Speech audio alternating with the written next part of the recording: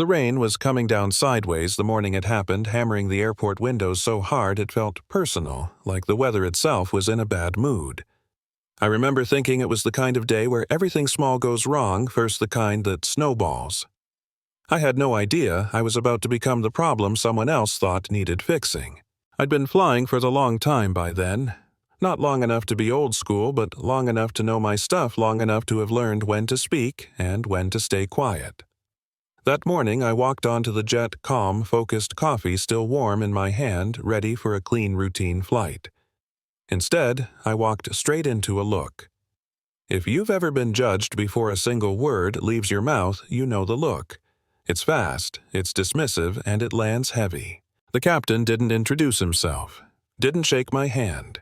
He glanced at my uniform, then at my face, and I could practically hear the mental math happening behind his eyes. His jaw tightened. He turned back to the cockpit panel like I wasn't even there. A second later, he reached for the radio and said casual as if he were ordering lunch operations, "I need a different Copilot. This one's not going to work for me." Not hello, not who are you, just that. For a split second, I wondered if I'd misheard him, if maybe this was some kind of joke that just didn't land. Then he turned toward me finally and said it out loud. "I don't fly with risks." That word stuck. Risks. Like I was weather. Like I was a loose bolt. Like I was something that might break his perfect little world. I asked calmly, "Is there an issue with my qualifications?" Because that's the professional thing to ask. That's what you're trained to do. His answer wasn't about hours or ratings or experience. It was about vibes. About comfort. About how he didn't feel good looking over and seeing me in the right seat. He told me he'd been flying longer than I'd been alive. He told me this aircraft wasn't a training toy. He told me I should be grateful to even be on the manifest. And while he talked, I felt that familiar mix of heat and cold in my chest, the one that comes from realizing this isn't about skill at all. You know what I mean? I could have argued. I could have raised my voice. But I've learned something the hard way. When someone has already decided who you are, emotion just gives them a story to tell later. So I did something else. I listened. I remembered every word. I watched his hands shake just a little when he called operations again, louder this time. Angrier, painting me as difficult, inexperienced, unsafe. Then the passenger arrived. The client was a big deal. Everyone knew it. Money power schedule tighter than the knots in that captain's jaw. The kind of person who expects the world to bend quietly out of the way. The captain straightened up instantly, put on his charming voice, and told him we had a mechanical issue. Something vague. Something uncheckable. Just enough to justify delaying the flight and getting me replaced. I stayed quiet. Sat back. Watched. Sometimes silence does more damage than shouting ever could. The client noticed me anyway. They always do. He asked why I wasn't in the cockpit. The captain jumped in fast, talking over me, calling me a trainee, a mix-up, someone who shouldn't have been scheduled. I could see the lie forming in real time, growing bolder with every sentence. And that's when something shifted inside me.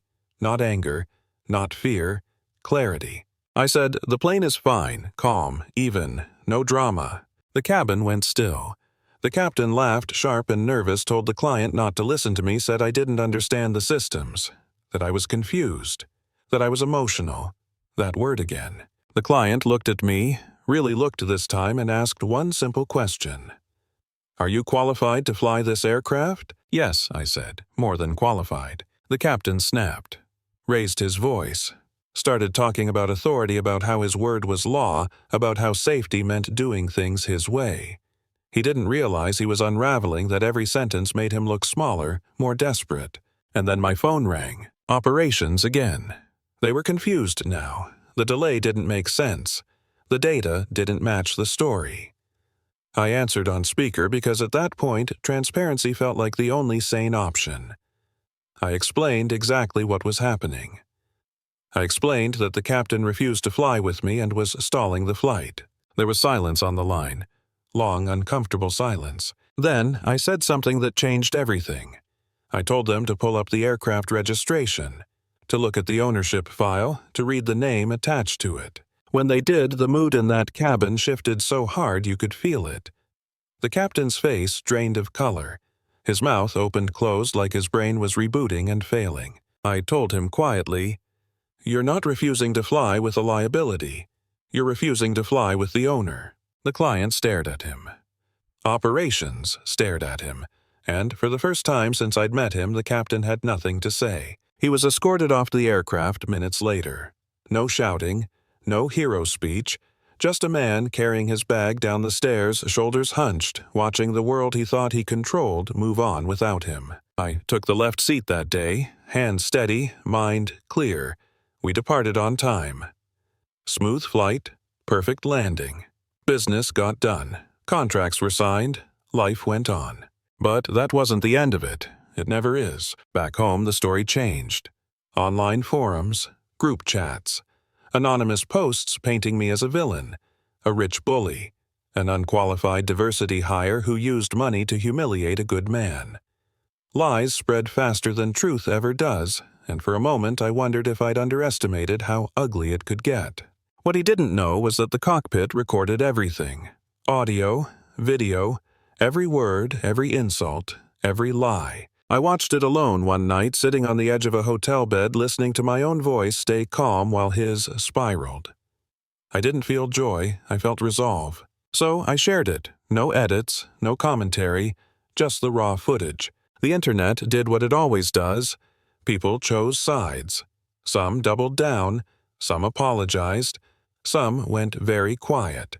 The captain lost his job, then his license, then his reputation, not because of me really, but because the truth doesn't need defending when it's documented. Months later, I walked past him at the same airport. Different uniform, different role. He looked at me like I was a ghost from a life he used to have. I nodded once and kept walking.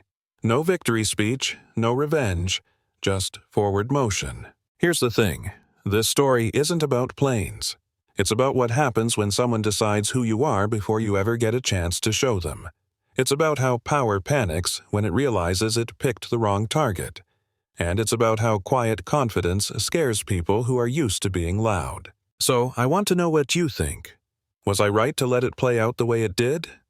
Should I have handled it privately?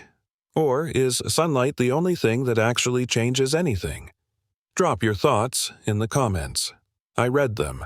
And if you've ever been underestimated, talked over, or written off before you even started, tell your story too. Sometimes the only way forward is to say it out loud.